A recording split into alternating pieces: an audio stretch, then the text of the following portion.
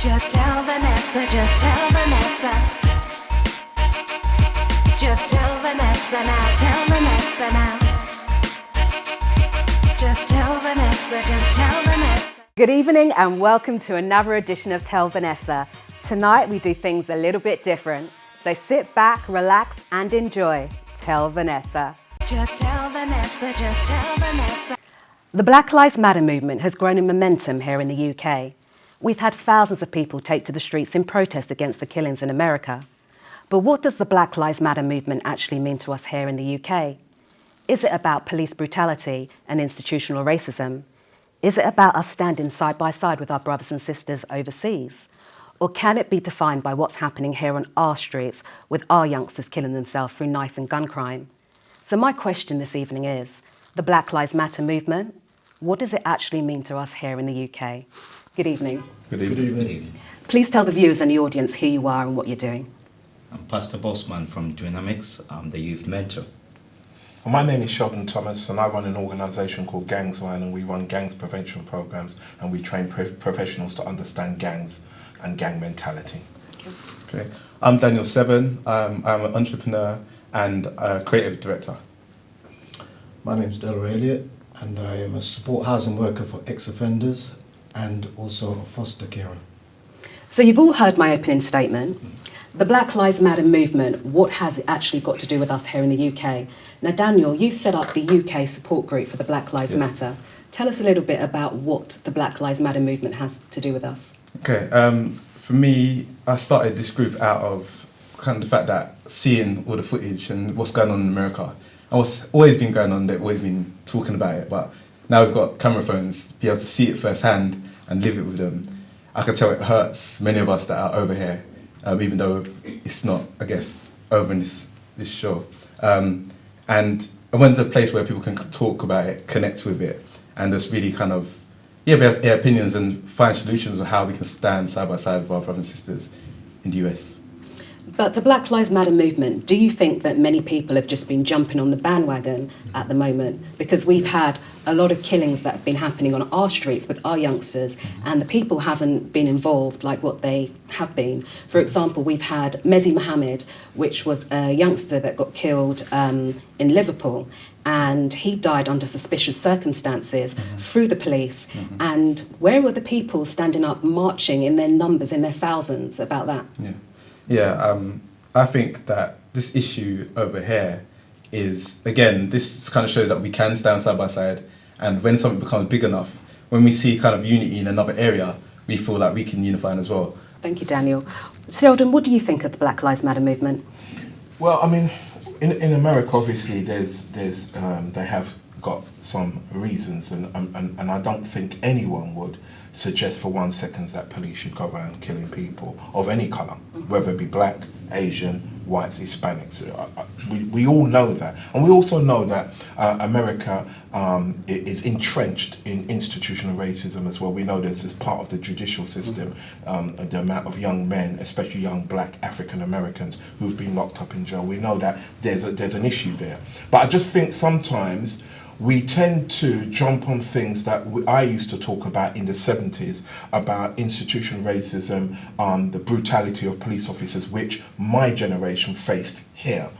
And I just think that we have more pressing problems, immediate problems to do with us as a race of people here in the UK and in America. Can I just ask a question? So you said that we've got a lot more pressing problems here. What do you actually mean by pressing problems? Our youth are on a self-destruction. Not all, but we have a minority of young people who have been caught up in what I would call a legacy of my generation left from the gang era in the 70s, where many of us lost our way, especially myself. I'll speak openly about how I lost myself due to the gang violence. And there's a legacy being left over from that. And that has not been dealt with in terms of us reflecting back on ourselves about the damage we done to our own people. And I think for me, that when you have so many young people, especially young black kids, killing each other on the mainland Britain, up and down, and I'm not suggesting that white kids don't kill each other. I'm not suggesting that Asians don't kill each other, because they're doing that in Tower Hamlets, they're doing that in Tooting Bec, and down in Liverpool, we've got the white gangs, Croxtiff and the Noggerheads gangs. They're killing each other. What we're talking about here, there is a large percentage of us who are disproportionately killing each other at an alarming rate, and yet I do not see the same enthusiasm, the same emotion that is being directed to Black Lives Matter coming out and looking at how we're going to deal with the self-destruction amongst the minority of our young black kids. That's a good point to bring Delroy in. Delroy, tell us a little bit about what you think of Black Lives Matter, and tell us about your story. Without taking up too much time, my story started in 2004 when my son was ganged up on. He was beaten up, stabbed in the heart, shot in the back and thrown in a river. At that time, I didn't understand what was going on.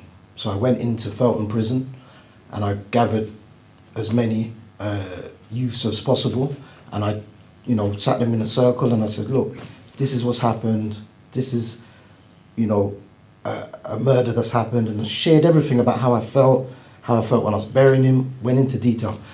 And I started to learn from what they were saying to me that they themselves has lost the respect for parents.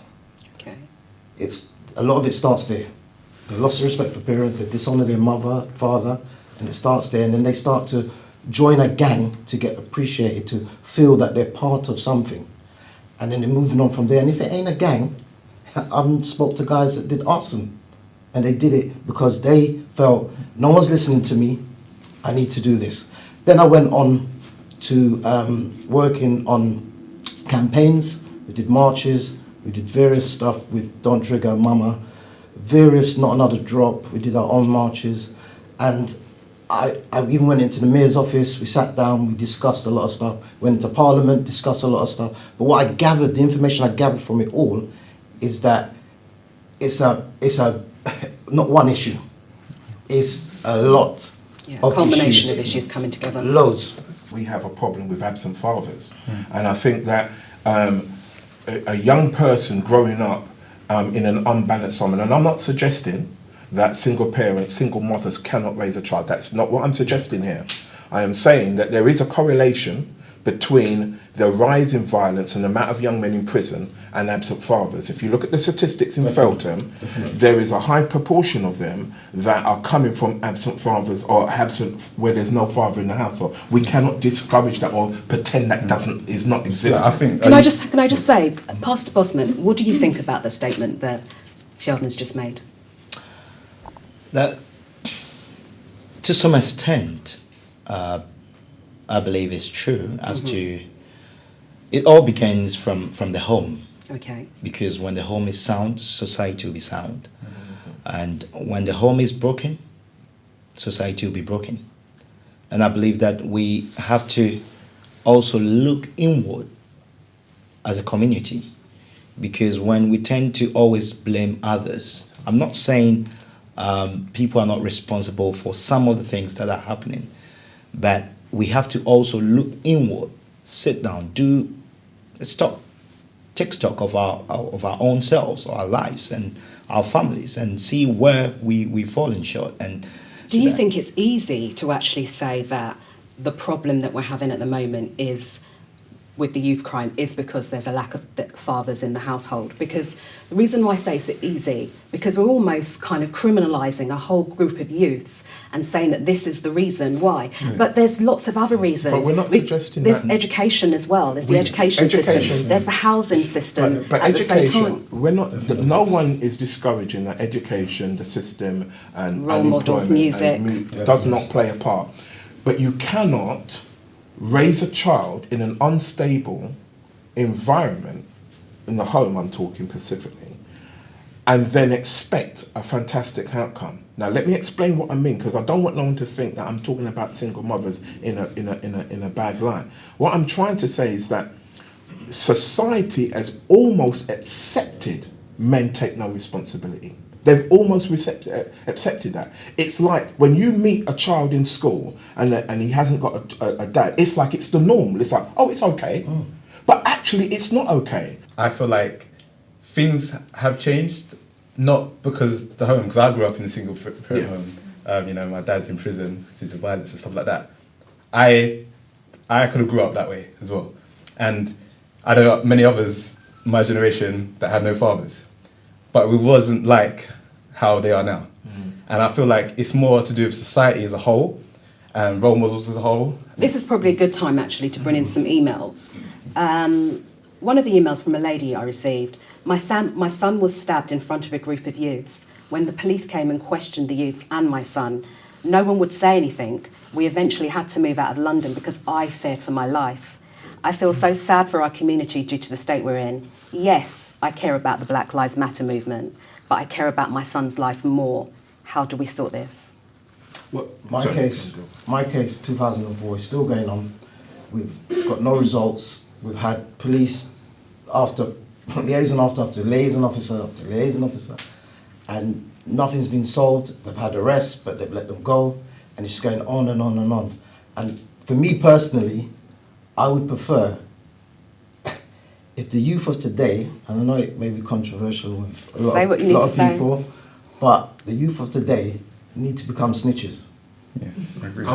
With protection. I unfortunately, Yeah? and I think they need to become I think snitches there's to some kill truth. this. I think there's some truth Yeah, to they that. need to become snitches, as in from today. Yeah, right now, to get results. And I know it's affected me, my family, and everything. And people got to understand, when someone gets stabbed, shot, and dealt with in such a way, like a piece of meat, people got to understand that there's a ripple effect to that.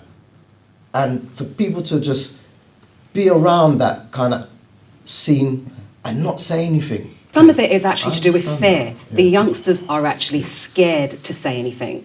What do you do in that situation? Because this is a woman that's actually had to move from her home because she's scared. She feared for her son's life. What do you do in a I've situation got like one that? example. I speak to ex-offenders daily. I'm with them daily. When they used to be selling the drugs, they'd have one phone for dealing, one phone for personal. Yeah. Why don't you, the snitch, get one phone, put the chip in, snitch, have another snitch phone, throw it away, gone. And then the police will go and investigate, and I understand that the police, it's hard for the police to move on that unless the person's going to come forward There's another or way. going to court. There's another way. Yeah. Crime Stoppers, and I know a lot of people don't understand this, but Crime Stoppers is not linked to the police. Yes. A lot of people think Crime That's true. Stoppers is. Most but people it's- do. But That's it's true. not. That's true. I can say categorically true. that Crime Stoppers is nothing to do with the police. No matter what, you do not snitch, you do not tell, yeah? You don't, that's the code that they live by. So even if you have to go and take some time inside, you don't open your mouth, you keep it to yourself. That's the only one. But then it comes back down to the very point that I'm saying, that we have pressing issues here that have to be dealt with. We're back to that point where, and we're not tarnishing all young people, we're just talking about the ones involved in this lifestyle. That's right. So I just want to make that point across. So is there a lack of momentum within the black community for the killings around the youth violence? It's a broken picture of yourself. It's like if you, for some reason, if you look in the mirror and all you see is broken glass, the way you look at yourself would be distorted. And unfortunately, how society has pictured it and how we kind of look at ourselves or what we think of ourselves is so broken that we think this is manhood or this is how I should be. This is what I'm going to amount to. Because you don't see much leaders, I don't know, like Bill Gates, Black Bill Gateses or whatever, that they could look up to and be like, And what's your opinion, Delroy? The man in the mirror. Michael Jackson sung it. That's what you need to do. You need to look in the mirror and truthfully ask yourself, what have I done today where I've helped someone? Yeah, that's right. Where I've put some good words forward or whatever it takes. Gave someone some money, whatever it takes. Everybody just looked in the mirror at themselves and say, what can I do? And Mr. Bossman, do you think there's a lack of momentum within the black community? Lack of momentum, yes. But there's an adage, there's an African adage that if you're waiting for somebody to help you climb a tree, you wait for a very long time. You either start and somebody gets there, they can push you. So that's a great place to stop. We're going to take a break now, and when we come back, we're going to take some questions from the audience. Just tell Vanessa, just tell Vanessa. Just tell Vanessa, just tell Vanessa. Welcome back, and our first question from the audience is from a lady called Lydia. Hello, I have a question related to today's theme. So, do you think the Black Lives Matter movement is US specific? If not, how do you think that authorities in the UK, so like the government, politicians and police, can do something to help make a change and take a stand? So we're going to give that question to Daniel. Okay.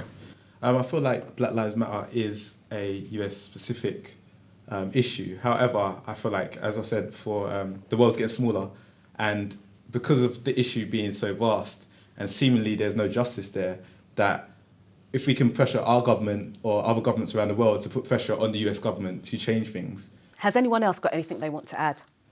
I would add to Daniel's point, which you made quite well, about putting pressure on the government of America to change things. I think in order for that to happen, we need to be much more unified. And I don't think at this point in juncture that we're unified, even in America, as African Americans, or here as African Caribbeans, Black British, Africans, whatever you want to call ourselves, we're not as unified. So the argument of Black Lives Matter becomes weakened if we want to attract people to put pressure on government about injustice in the world. Okay. So when we're talking about unification and getting people together, I grew up with that song, Free Mr. Mandela, that went global. White, black, Indian, Chinese, no matter where you come from, you heard about that. Song, yeah. And it put pressure on Africa to make a decision. It can happen, but it's a lot of work, and it can happen. We've got another question from Asala. Yes, hi. What do you think of the accusation that the Black Lives Matter movement is being compared to a terrorist group? I can see that you want to answer this. Ludicrous, for one. I feel like, yeah, as I said, this has happened before with the Black Panther movement. They shut them down for the same kind of accusations. But it's funny that, for instance, the KKK, for instance, can run as such a hate group and such a terrorizing people for years, but not get shut down or not have that accusation. We see it with ISIS, like there's so much, but there's other people that do worse. But what do you say about then the killings of the police officers? Again, I don't condone any kind of killings. I feel like whatever's happening, justice, like if they're going to get justice for it, Black people should get justice for it. It's a different situation when, you see it so much happening at such a large rate, and there's not one there's no retribution to it, It's just open. Well, we do have another question from Farron Morgan. Hi, my question to the panel. As a black community, what do you think we could be or should be doing to help tackle the issue of black on black crime in the UK? That is where Dynamics comes in, because we are into a couple of projects. We are into the boxing club, where we gather children from the age of 4 to 24 who are into boxing.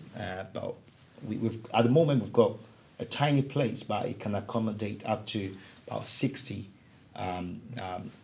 people, and we work in partnership with the Met Police and the local MP, Helen. This is multifaceted. So Right. we talked about the lack of fathers, but it also includes, look at our housing stock at the moment. Some of the housing that people live in, they look like prisons, yeah? And you've got people growing up in these estates where they actually look like miniature prisons, yeah?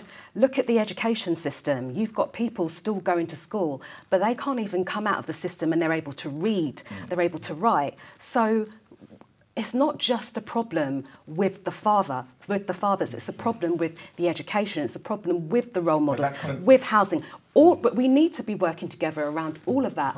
We all look good driving nice cars and wearing flash clothes and going to the latest club But yet, when it comes to paying for education for our kids, that's the least. That's the least what we do. Okay, And but that's not everybody. No, And no, look, but we have to be clear. That's not we're- everybody. But what we're talking about, you mentioned education, and we cannot keep pretending that the system is to blame. But I'm not saying that the system's to blame, though, What Sheldon. I'm saying is, where is the ownership of me, Sheldon, the dad, to make sure my child goes to school and then comes home and get extra tuition so that my child stands a fighting chance? You've heard the saying, when we grew up in this country, there was a saying, you have to do better than the English person. We need to rebuild a mirror, or we need to create a better mirror than we've had. So if we don't create a new mirror of great leaders, of great role models that people can see that actually I can do more, I can do better, actually there's another path from this, and unite, then we can actually fight this whole black and white culture. Can I just actually get some questions from the audience, because I can see some people have actually got their hands up. My name's Danielle. My question is to Sheldon, actually. I just wanted to say, if you are somebody from the system, so you've been in the care system and you've been abused and you have low self-esteem, obviously you found that inner strength to go back to education, but what if you don't have that inner strength? What if you're broken to the point of beyond compare, you're suicidal? What do you do then? To answer your question, I actually didn't find it. I had help from a man called Bernie Grant. He was a black MP. He then took me to America to meet with a man called Jesse Jackson. So I was mentored, and that's the reason why I talk about role models. Right. And I agree with everything you were saying about when you're damaged to that point, you need assistance, you need help. And this is why I'm always talking about men and women going back into the community to help those who are damaged. Bernie Grant was never a gang member. He was an MP.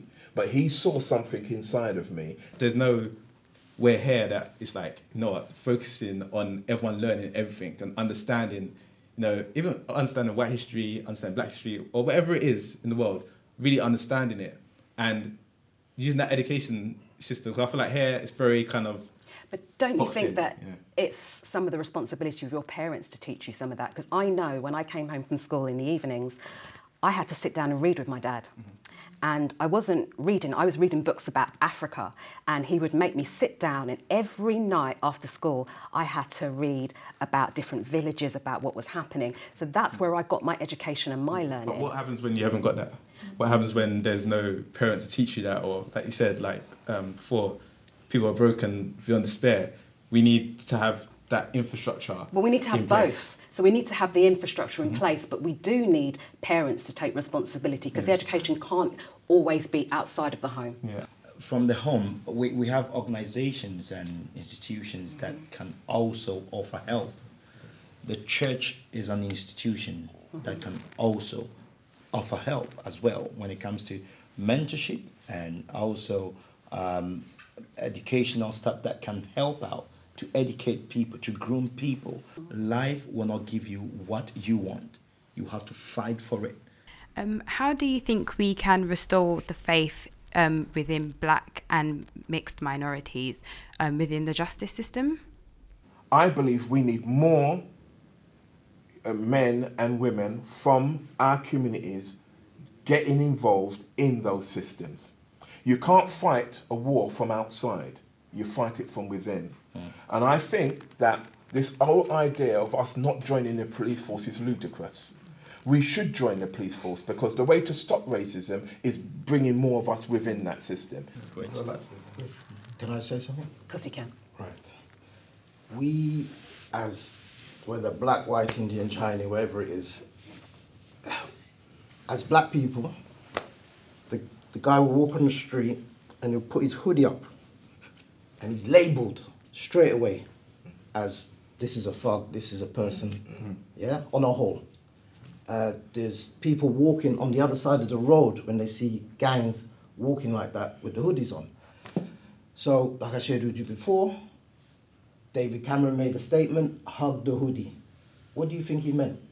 He meant go towards the hoodie, sit there and bring something to them. Whether or not it's in an organisation or institution, whatever it is, you can do it yourself. So we're coming to the end of the show now, and I go back to the opening question. The Black Lives Matter movement, is it relevant to us here in the UK? Start with you, Pastor Bossman. I don't think it's relevant, but we can take a clue from what is happening in America, because we this as my brother said, Sheridan mentioned earlier on, you cannot pick what is happening in the States and start it all over here. It's not going to work.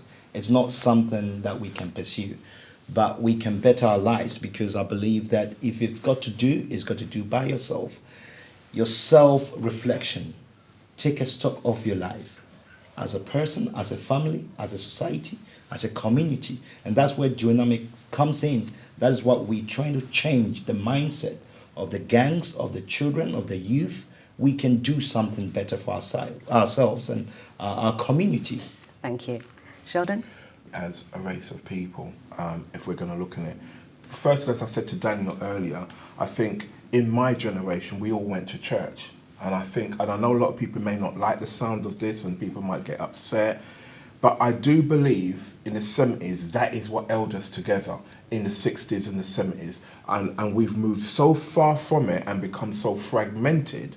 And that fragmentation has caused us to now not have the love that we once may have had. I remember walking down the road and you used to see a brother, hail him up. You didn't even know him. You didn't even know you would hail him up. These days, everybody's walking around angry. Not everybody, sorry, but a lot of people, I just think love is missing from our community. And I think that once that is missing, it's going to be hard for us to start taking on what other people are dealing with in other countries, because we lack unity and we lack the love. Thank you, Sheldon. I agree. I also feel like it's not just a US issue, but it's a world issue. And I feel like if we can learn as people in general to stand up against what's wrong and fight for what's right together, no matter what race you are, then I feel like Black Lives Matter is a concern for us over here. Yeah, all right. I, from hearing what you've been saying, and what Daniel's been saying, Black Lives Matter, yes, it has relevance in discussing things like that, because like what you're saying before, it may cause other people other than black to step up and do something. That in that direction, yes. Mm-hmm. For the UK, like what everyone else is saying, Sheldon-wise, is we need to really hit some issues over here. Black lives do matter in the UK, and they need to be addressed by not just black people, white people, every race needs to address issues concerning how black people is treated. I'd like to thank all our panel guests and thank the audience for taking part. If you want to be part of the discussion, you can tweet us or you can go to our Facebook page. Thank you.